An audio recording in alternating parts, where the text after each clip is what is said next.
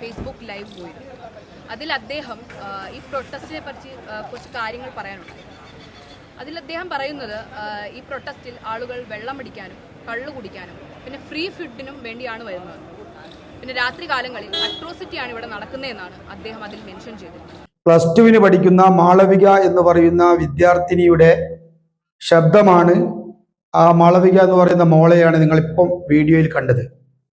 ആ മോള് പറയുന്നത്, ഞാൻ +2 പഠിക്കുകയാണ്. പഠിച്ചതിന് ശേഷം ഞാനും നീറ്റ് എക്സാം, എൻട്രൻസ് എക്സാം എഴുതണമെന്ന് ആഗ്രഹിക്കുന്ന ഒരു വിദ്യാർത്ഥിനിയാണ്. ഈ രൂപത്തിൽ എൻട്രൻസ് എക്സാമിനെ, നീറ്റ് എക്സാമിനെ ക്രമക്കേടുകളുടെയും കെടുകാര്യസ്ഥതയുടെയും സ്വജനപക്ഷപാതിത്വത്തിൻ്റെയും കൊള്ളരുതായ്മയുടെയും ഒരു വ്യവഹാര കേന്ദ്രമാക്കി ഈ നീറ്റ് എക്സാമിനെ മാറ്റുമ്പോൾ എന്നെപ്പോലെയുള്ള വിദ്യാർത്ഥി സമൂഹത്തിന് വലിയ അമർഷമുണ്ട്.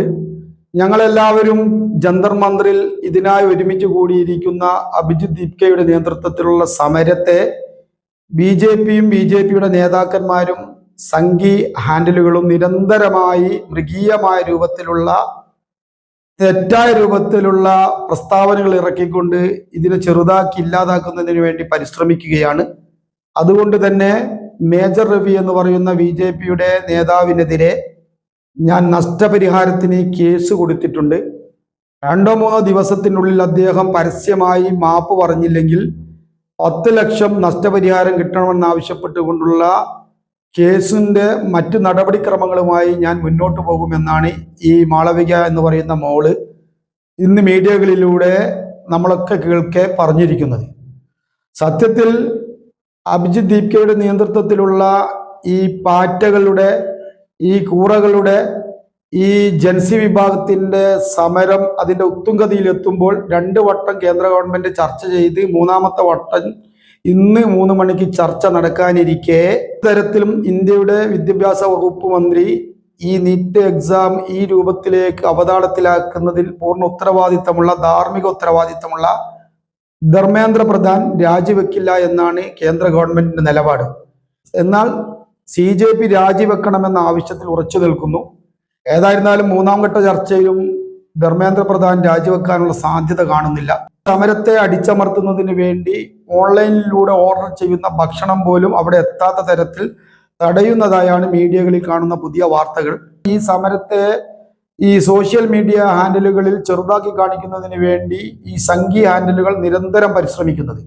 ഇതിനെതിരെയാണ് ഈ മാളവിക എന്ന് പറയുന്ന ആലപ്പിയിലുള്ള ഈ +2 പഠിക്കുന്ന വിദ്യാർത്ഥിനി പ്രതികരിക്കുന്നത്. അപ്പം നമ്മളൊക്കെ മാനസികമായി പിന്തുണക്കേണ്ട ഒരു വലിയ ഒരു സമരമാണ്. കാരണം നമ്മുടെ കുട്ടികളൊക്കെ നാളെ +2 കഴിഞ്ഞ് അതിനുശേഷം നീറ്റ് എക്സാമിനെ സമീപിച്ചാൽ മാത്രമേ, അതിൽ പ്രവേശന പരീക്ഷയിൽ വിജയിച്ചാൽ മാത്രമേ നമ്മുടെ കുട്ടികൾക്കും തുടർന്നുള്ള ഉന്നത പഠനത്തിന് സാധ്യമാകൂ.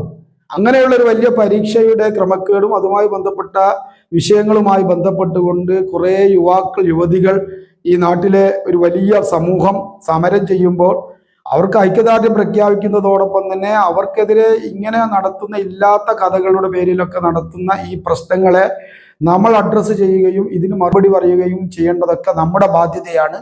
ജന്തർ മന്ദിറിൽ തമ്പടിച്ച് നിൽക്കുന്ന വിദ്യാർത്ഥിനി ജൻസി സമൂഹത്തിന് ഭക്ഷണം പോലും എത്താതിരിക്കാനുള്ള ബോധപൂർവമായ ശ്രമങ്ങൾ ഉത്തരവാദപ്പെട്ട സംവിധാനങ്ങളുടെ ഭാഗത്തു നിന്നുണ്ടാകുമ്പോൾ നമ്മൾ 2 കൈയും കെട്ടി നോക്കി നിൽക്കാതെ ഇതിനെതിരെ പ്രതികരിക്കണം. ഇത് നമ്മുടെ പൊതു ആവശ്യമാണ്.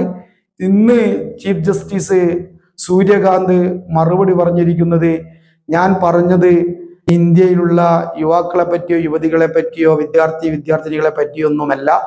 ഞാൻ പറഞ്ഞിരിക്കുന്നത് ഇവിടെയുള്ള വ്യാജമായ സർട്ടിഫിക്കറ്റുകൾ സ്വന്തമാക്കി ഞങ്ങൾ വലിയ വിദ്യാസമ്പന്നരാണെന്ന് പറയുന്ന, വ്യാജ വിദ്യാഭ്യാസമുണ്ട് എന്ന് പറയുന്ന ആളുകൾക്കെതിരെയാണ് എന്ന് മാറ്റി പറഞ്ഞിട്ടുണ്ട്.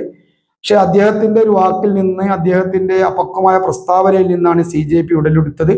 ഏതായിരുന്നാൽ ആ സമരത്തെ പ്രതിപക്ഷവും ഭരണപക്ഷവും ഈ ഇന്ത്യയിലെ പൊതുസമൂഹവും ഒക്കെ ഒരു വളരെ പ്രധാനപ്പെട്ട ഗൗരവപരമായ പ്രശ്നമായി കണ്ട് ഇത് രമ്യമായി പരിഹരിക്കുകയും അതിനുവേണ്ടിയുള്ള കൂട്ടായ്മയിലൂടെ പരിശ്രമങ്ങൾ നടത്തുകയും ഈ വിദ്യാർത്ഥിനി സമൂഹം നാളെ ഇന്ത്യയുടെ ഭാവി വാഗ്ദാനങ്ങളാണെന്ന തിരിച്ചറിവുണ്ടാവുകയുമാണ് വേണ്ടത്. അപ്പൊ അത്തരം ഒരു ചിന്തയിലേക്ക് നയിക്കുന്ന പ്രവർത്തനങ്ങൾ നമ്മുടെ ഭാഗത്തുനിന്നുണ്ടാകണം, അഭിപ്രായങ്ങൾ നമ്മുടെ ഭാഗത്തുനിന്നുണ്ടാകണം എന്ന് മാത്രം ആവശ്യപ്പെട്ടുകൊണ്ട് ഈ വീഡിയോ അവസാനിപ്പിക്കുന്നു. നന്ദി, നമസ്കാരം.